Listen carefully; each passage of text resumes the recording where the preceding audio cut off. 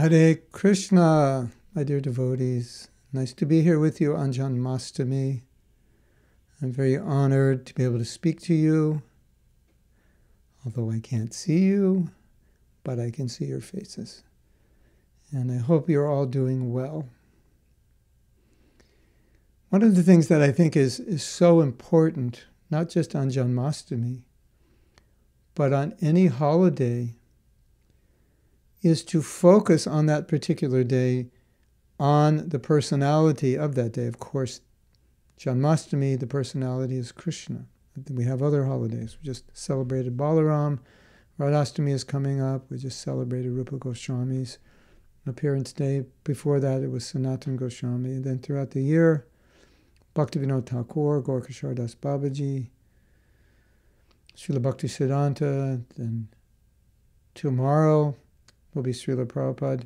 And what I have found extremely important or valuable is on those days, we focus deeply on those personalities. We absorb ourselves that day. It's not business as usual. That's a big mistake that we can make. Oh, here's Janmastami, but I have a busy life and so many things to do, and so I'll just kind of business as usual, maybe spend another half hour, doing something extra. It shouldn't be that way. When I was a young devotee, Janmastami was a very big day to be absorbed in hearing and chanting, and I would always chant 64 rounds and read a lot. I'm not saying specifically that you do that, but I just wanted to remind you or inform you, if you don't know, that in our Shastras it says we should worship these holy days. They are the days in which our devotion can grow in special ways.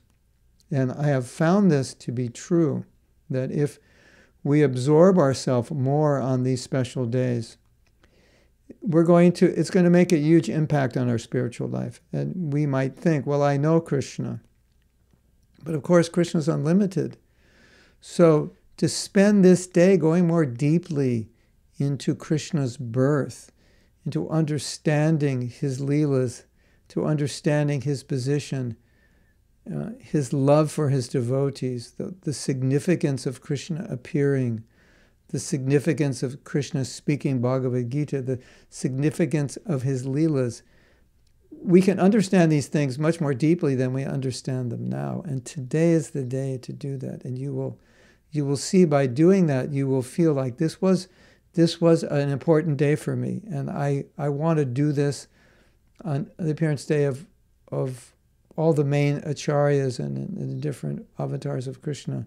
So I can more deeply understand the significance of their leelas and more deeply understand the significance of their pastimes and just everything about them. So I wanted to start today's talk with that point, that this is a special day for all of us. And it's unfortunate if this day just becomes like any other day with the addition of an extra RT or, we cook a few things. It should be much deeper than this. It's a day for deep absorption. Srila Prabhupada wrote me and he said, the whole point of Krishna consciousness is to be absorbed in thoughts of Krishna. And when I read that, I thought, that is something I don't have experience of. But if we make these holy days kind of like the Sabbath, this is the day where other things are backburnered.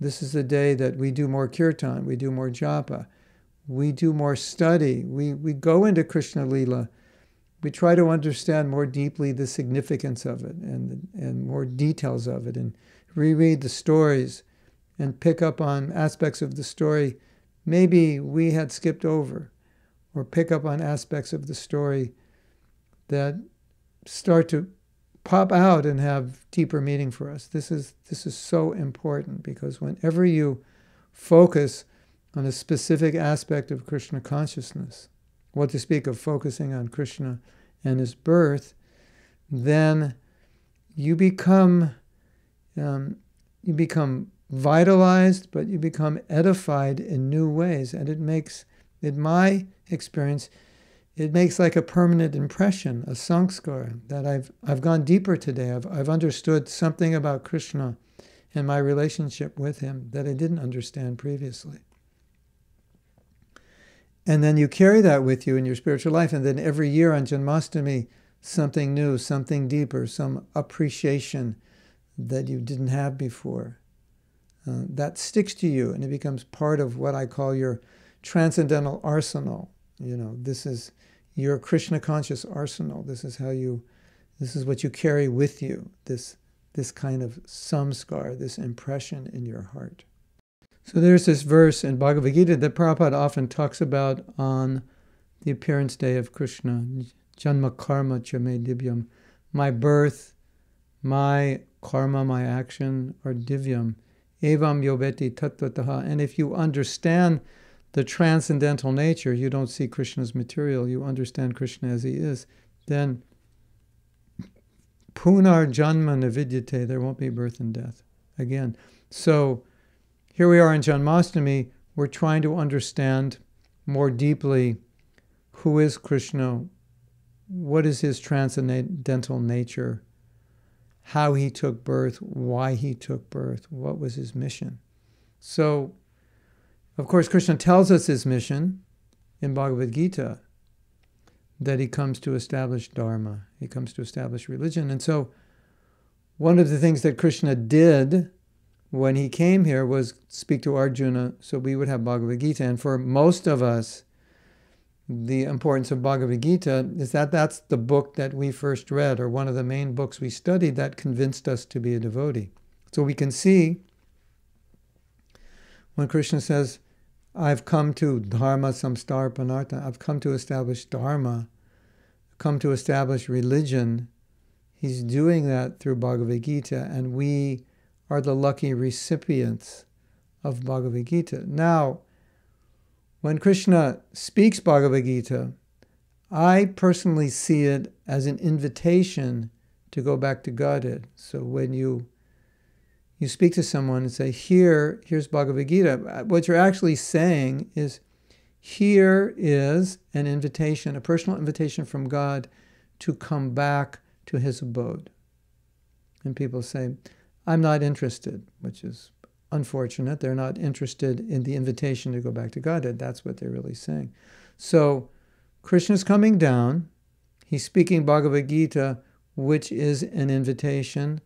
And Bhagavad Gita also is something else, which sometimes we don't realize.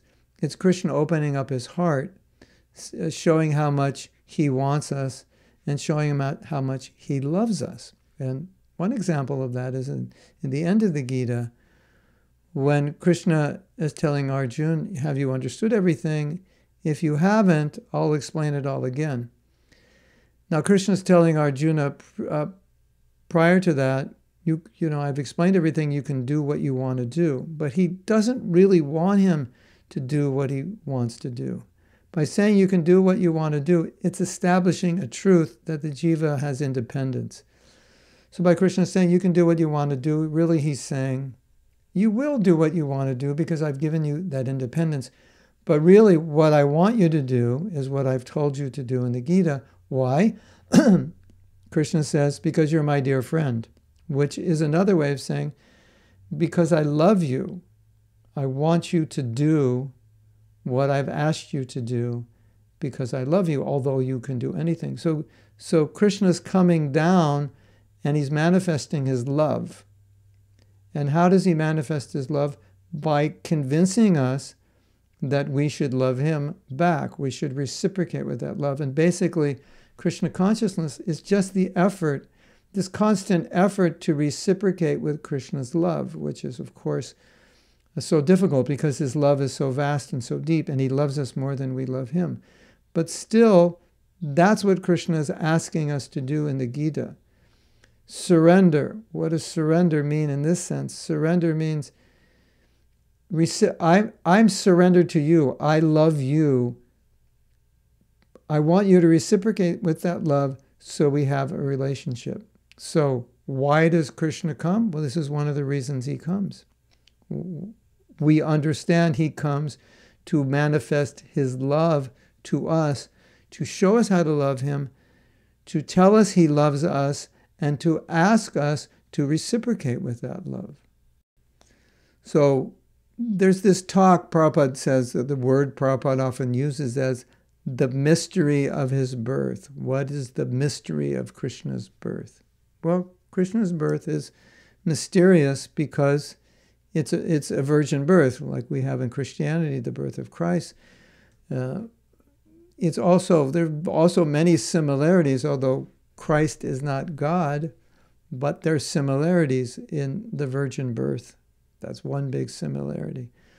So the way Krishna was conceived is quite interesting, and it's also important for us personally.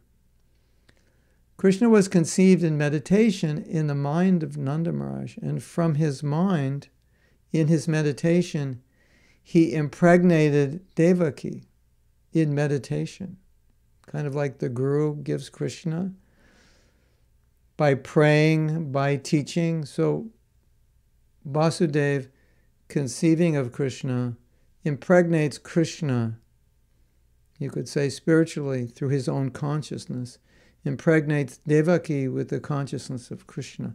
That was her pregnancy. So Krishna was through meditation, impregnated through meditation. That's really interesting, because that's what we're trying to do, or that's what we can do, because Krishna is absolute. We can carry Krishna within us through meditation. We do this when we chant, or we're supposed to do this when we chant japa. Carry Krishna within us. And when you carry Krishna within you, you attract other people, because you become bright, you become happy, you become effulgent, people see you, and you look different than other people. When we saw Srila Prabhupada, we had this distinct experience, and I would say more than understanding, experience that Krishna is being carried by him. Otherwise, how is it that he's so beautiful? Otherwise, why are we so attracted to him? Otherwise, how is it that our heart is changing in his presence? Because he's carrying Krishna. And that's what we're supposed to do. And Krishna's willing to give himself to us. You impregnate your consciousness with Krishna. So they lived in a place called Mathura. And they gave birth to Krishna. But he appeared as Vishnu with 4 arms. And why did he appear as Vishnu? They later asked him to take the position of a child, because Prabhupada said, and the Shastras say, that Krishna never leaves Vrindavan. So that's interesting.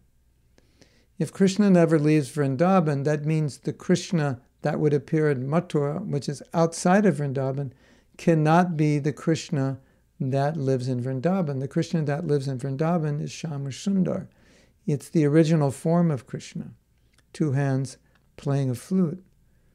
So when he goes out of Vrindavan, it looks like he's leaving Vrindavan, but Shastra says, Shastra says he never leaves Vrindavan. So what does that mean? It means when he leaves Vrindavan, he doesn't leave, he stays there. And what leaves Vrindavan, goes out of Vrindavan, is Vasudeva Krishna.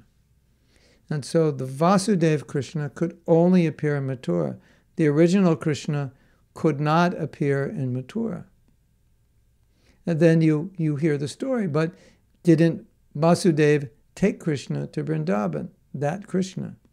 He did. There's something that Prabhupada explains, but you have to find it in the purport in the Bhagavatam, because he only, I believe, explains it in one place. And this is, of course, explained in commentaries to understand Krishna's nature. Krishna did appear as Vasudeva, and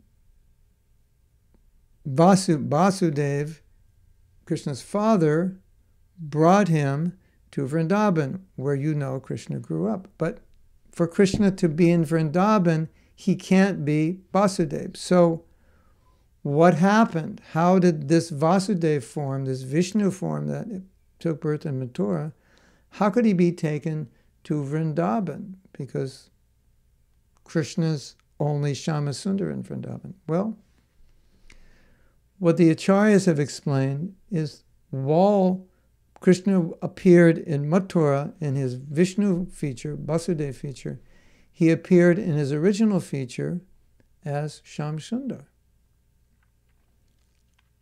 And Subhadra also appeared. And Mother Yasoda was very exhausted and she didn't really know what was happening. So Vasudeva came, and it said that he put Krishna down and took Subhadra back. But actually what he did is he put Krishna down, but Krishna merged into the original Krishna. The original Krishna was actually there. So Krishna is actually the son of Yashoda as in his original form, and the son of Devaki in his Vishnu feature. Now, Balaram also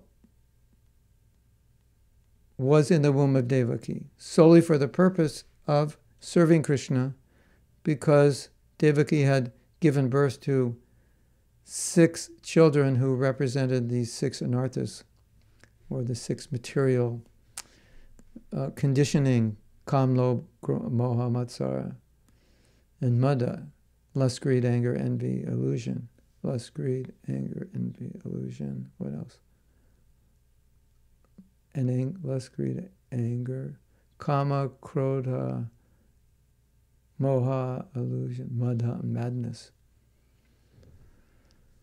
So he prepared the womb, and then he went into the womb. Yogamaya said, go into the womb of Rohini, and he went to the womb of Rohini. And Rohini was the wife of Vasudeva, but being taken care of by Nanda Maharaj to be safe, and so she was in the palace. And this is how Krishna and Balaram grew up together in the same place. So considered brothers in that sense. Another interesting thing that Prabhupada says is that right now, in some universe, Krishna is appearing. And right now, in some universe, Krishna is speaking Bhagavad Gita. And right now, in some universe, Krishna is killing Putana. And in some universe, Balaram is fighting Dhenukasura. And in some other universe, another Leela is going on. In other words, every Leela is going on simultaneously right now in some universe, which sometimes we would call the Transcendental Roadshow. I don't know if Prabhupada called it that. Maybe Prabhupada did. We would call it the Transcendental Roadshow, that he's constantly appearing. And one time Prabhupada said that Arjuna and Kunti, wherever Krishna is appearing, they're appearing, and they stay within the material universe in this Leela with Krishna, performing specific service. So this is part of the transcendental nature of Krishna, that he can manifest in unlimited forms, and he can appear in unlimited universes, so that inconceivably all these pastimes are going on. And the example Prabhupada gave was, well, somewhere right now the sun is setting, and somewhere right now the sun is rising. So somewhere right now Krishna is winding up his pastimes, and somewhere right now Krishna is appearing transcendentally, not taking birth, appearing. And there's one point Prabhupada makes about Krishna's appearance. It's called Krishna Jayanti. You may have heard that word. We say Janmastami, that's an astrological calculation. The birth is on the 8 days. Astami, 8 days after the waning moon, I believe. Asta means 8. And so Krishna Janmastami, but there is this Krishna Jayanti. And Prabhupada said that there are many so-called great persons, when they have their birthday, they call it, like Gandhi Jayanti or Nehru Jayanti, like that. And he said, no, the word Jayanti, technically speaking, it's only for Krishna. And you could say, not, or at least for any mortal person, Jayanti, no. Because Jayanti signifies a transcendental person who is descending on this planet, who's not taking ordinary birth. Now the problem is, as you know, and Kunti well expressed, that you're unborn but you take birth, and it bewilders people. So then people don't understand Krishna's nature, and inconceivably, this is amazing. The first time I heard this, I just thought, this is incredible.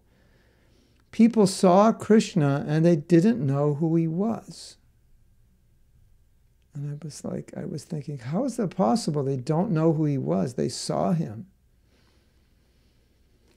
And so Prabhupada said, just because he appears, if you don't have vision, he appears like an ordinary person. And you will see him as an ordinary person. Atasi Krishna namari nabhave grayamendriyai. So this is significant. Do I see the deity as an ordinary person? Do I see Srimad Bhagavatam as an ordinary book? Do I see the holy name as ordinary sound? And the answer is, to some degree, yes. So that explains how people could see Krishna and not see him due to their impurity.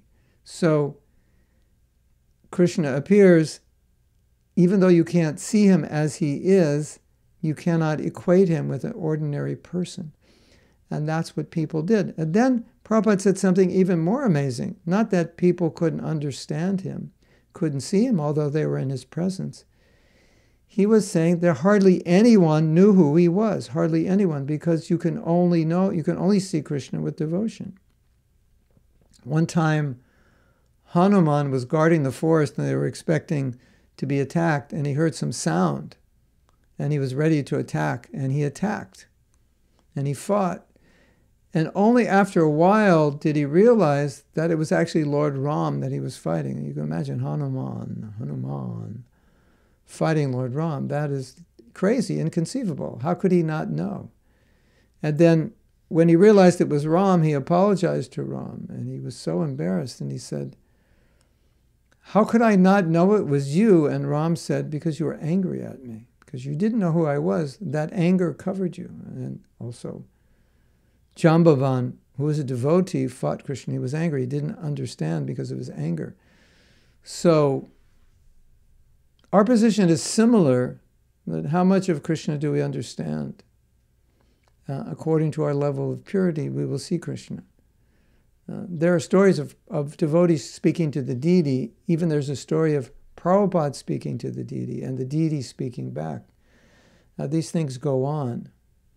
So at least we have this faith that the deity is transcendental, Bhagavatam is transcendental, the holy name is transcendental, Krishna Lila is transcendental. We may not see it that way.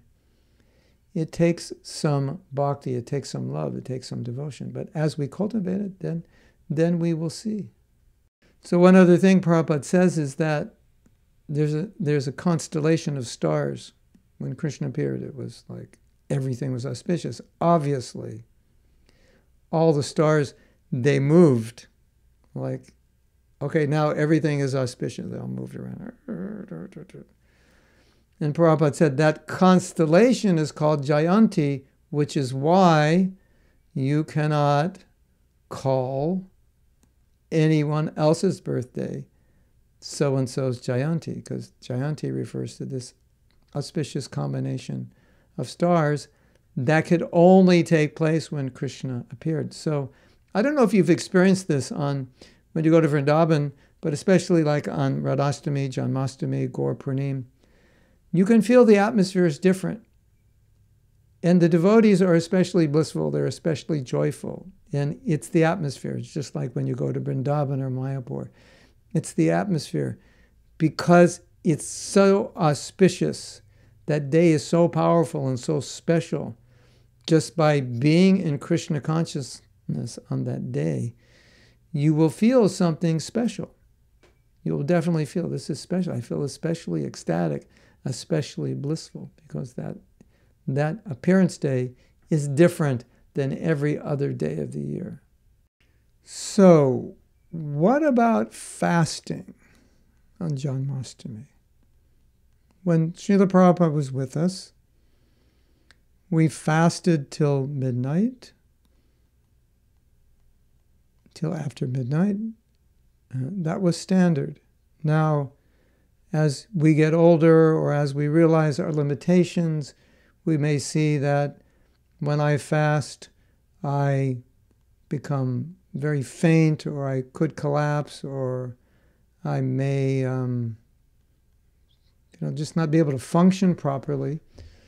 So there are different levels of fasting, and one level of fasting would be just fruit and milk. So you could do a partial fast, just eat a little fruit and milk to keep you going.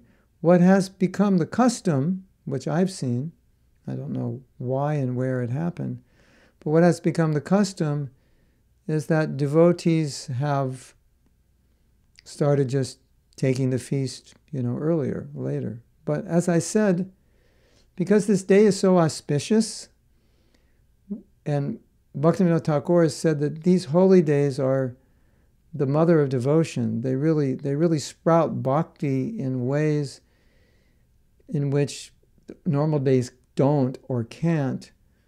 Then, as far as possible, we should observe fasting. If we can fast till midnight, that's best. If you can't, some fruit or some juice or something just to carry you over. And as far as extra chanting, now some of you, if there's a big festival and you have seva and you're super busy, that's always the priority. But especially if you don't, or if there's not a big festival, or due to lockdown, there's not much to do. If you can gather together with a few devotees and do some tapasya, do some more japa. Maybe some of you want to do 64 rounds today. And reading and more kirtan, just lots and lots and lots of kirtan. Chanting and kirtan and reading just throughout the day. That's wonderful. We'll do kirtan for an hour, japa for an hour, Krishna book for an hour. Maybe periodically at certain parts of the day. Between this hour, between 4 and 7, we'll do it. Between 12 and 3, we'll do it. Like that. So I would encourage you to do that. This is just trying to underscore how I began this talk, which is by encouraging that this is a special day. And I didn't explain details of what that would look like, so I just wanted to give you these details. The last thing I want to say is to say a pastime which underscores this principle of love. So as you know, Putana, she came to kill Krishna by putting poison on her breast. And Krishna sucked the milk, accepted her as a mother, and then sucked out her life air. And she was blessed to have the position of Krishna's mother. So Krishna is killing in his Vasudeva feature. Whenever you see Krishna killing, or hear, well, you have to see a movie to see it. Whenever you hear about Krishna's killing of someone in Vrindavan who is attacking him, he manifests his Vasudeva feature to kill them. So with Putana, she came with the express purpose of killing Krishna, but he accepted her position as a mother of someone who's coming with affection to give breast milk. And in the feature of Vasudeva, in this dharmic feature to annihilate annihilate miscreants, he killed her. But in his feature of unfathomable affection, I can't even say that. Unfathomable. There, I got it. I don't know how you say it in Scotland. Unfathomable. So there's a verse in Bhagavatam, and it's looking at this lila. It's analyzing this lila. I believe, I don't know who spoke it. Unfortunately, maybe it was Shukadeva Goswami or one great devotee, analyzing this lila. And he's making the point that this person came to kill Krishna.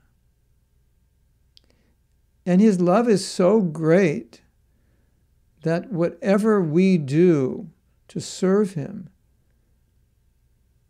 even if it's ill-motivated, he will take it as affection. He will take it as service.